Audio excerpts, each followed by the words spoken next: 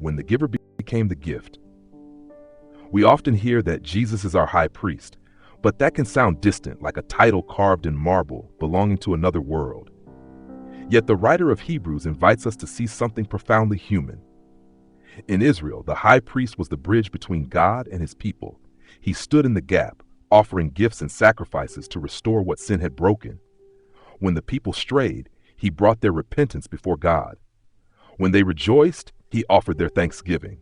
His hands carried their worship. His lips spoke their prayers.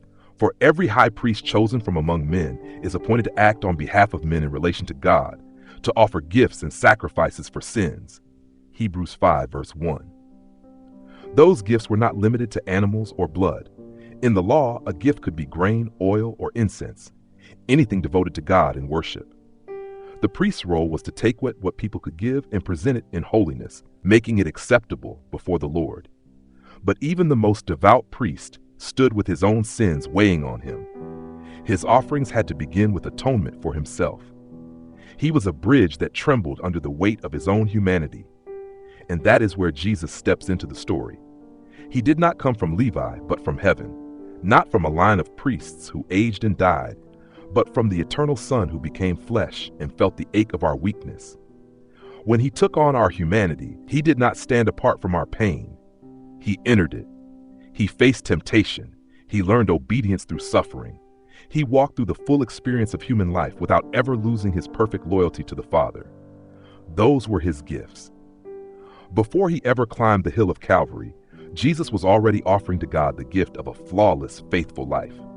Every act of compassion, every moment of prayer, every surrender of his will was part of that offering. He was not just preparing to die for us. He was living for us, living the righteousness we never could. Then came the moment when his gifts and his sacrifice became one. On the cross, the high priest placed himself on the altar.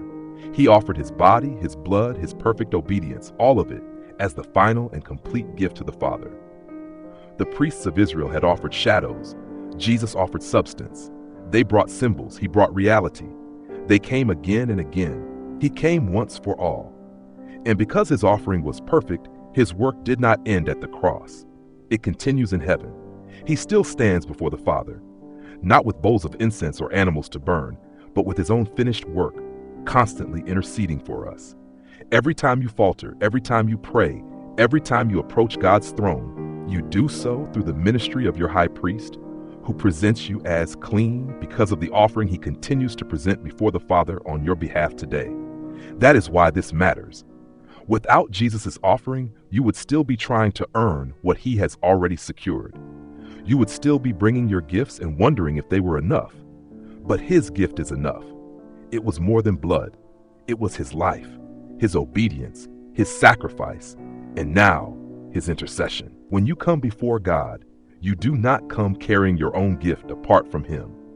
You come carried by his gift, as he stands forever as your high priest. What truth about his offering speaks to you most today? I would love to hear your thoughts in the comments. Your reflection might be what someone else needs this week.